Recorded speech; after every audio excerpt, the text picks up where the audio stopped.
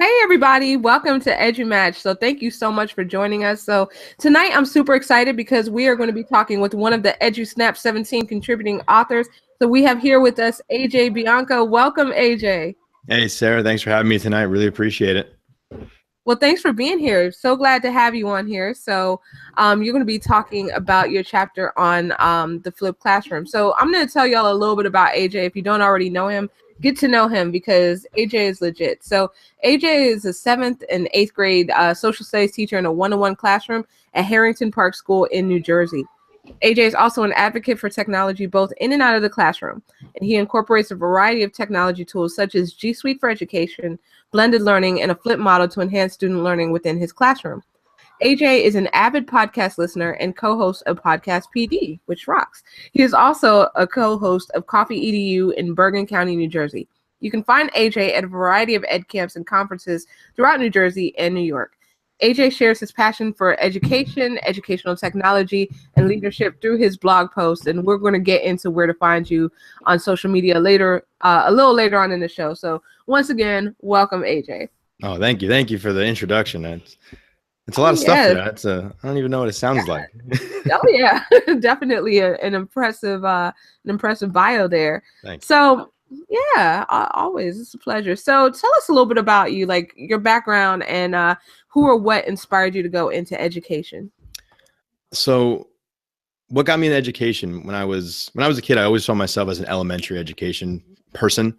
I liked little kids. I loved playing little sports with them and coaching up these little kids. And I always knew I was going to be a teacher in some way. But I was inspired by my high school social studies teacher, Miss Pichardo. I'll never forget her name. And I had her 2 years in a row, and she was fantastic. And she was the reason that I wanted to become a social studies teacher. So I knew I wanted to teach, and I always thought I wanted elementary. I wanted the little guys, but then when I saw her and the passion that she brought to her classroom and the fun that we had in her classroom, that's when I flipped the switch for me, that I knew that secondary, middle school, high school social studies was in my future.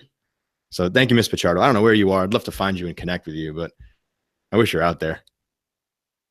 That is awesome. Thank you to Miss Pichardo for that, because your students are very, very lucky to have you. So in your chapter, you talk a lot about the flipped classroom. So how did you become interested in that topic? So the flipped classroom is just something that I was really caught on Twitter, to be honest with you. I was looking for a new way to bring about content to my students, and I knew using videos was always successful. Even when we were students, we'd always sit back and watch that occasional movie with the worksheet and kind of fill it out as the movie was going on. So we knew the videos worked. And then when the articles came out about the flipped classroom and flipped lessons, that was just something I was like, this sounds really cool. And I started to look into it, and I started to get excited about the way content can be delivered to our students. So it wasn't just, here's a textbook, here's a worksheet. Now it's more interactive, and it becomes a place in our classroom where students can actually have more of a discussion about something. And I don't really believe in the idea of doing a lot of work at home. Excuse me. Doing work at home, to me, sometimes is a burden, but this was something quick and easy that students can really pick up whenever they were ready.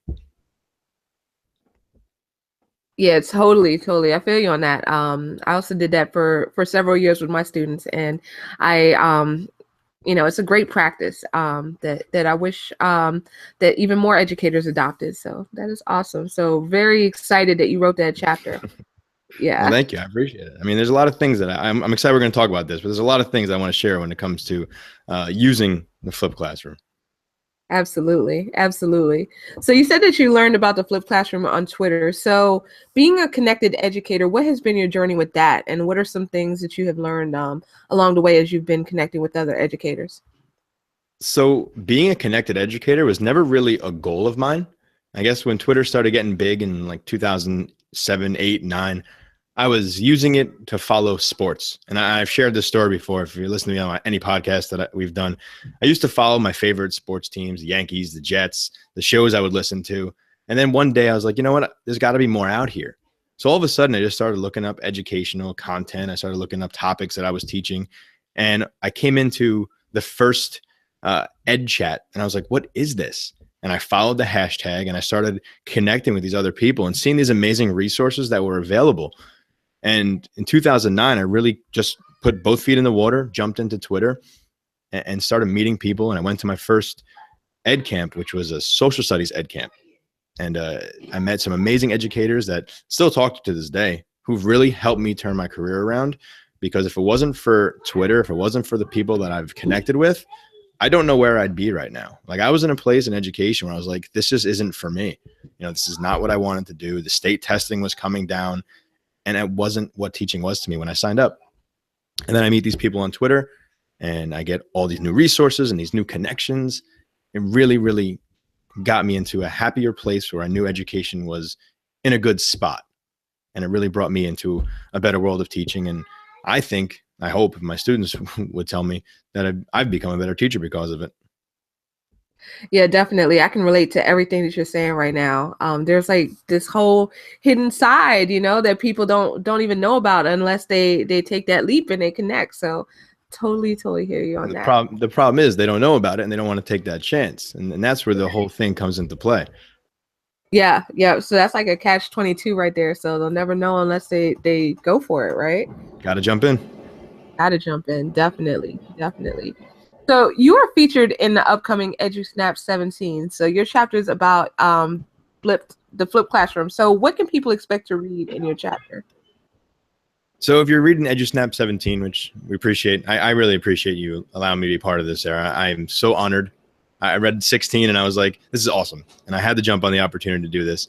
So to read, if you're going to read my chapter, and hopefully you will, if you're interested in the flipped classroom, this really goes through my journey, the highs, the lows, the problems I've faced, the challenges that I created for myself, the issues I had with student interaction at the start of it, and then where it's going to take me, hopefully, this year and next year with my students. There's a great story. I think my story is actually a pretty good story. It's my journey, so I'm going to be a little biased, but it's a really good story about the highs and lows of using a tool that I had no idea if it was going to work. So give it a read.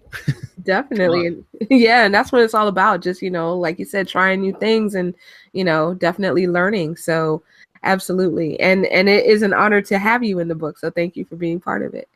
Thank you. Yeah. So, okay. So what have been some of your big takeaways when it comes to what you've learned about the flipped classroom?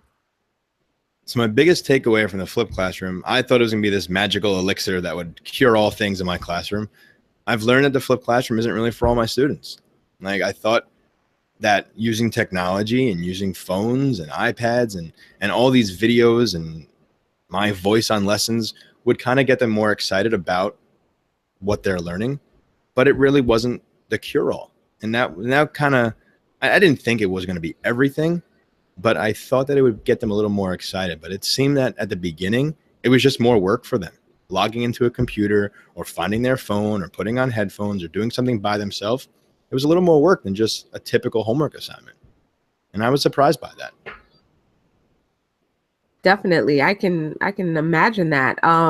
So you talked about, like, in your chapter, things that went well, things that didn't go so well. And so I thought that was really cool to have that balanced viewpoint, because a lot of times, people approach it like, oh yeah, it's perfect and everything, but you were very, very realistic with it. So that's good, because it's just as important to know, like, potential pitfalls to, think of strategies to overcome them. So what have been, like, a couple of these pitfalls, and what strategies did you find have to overcome those?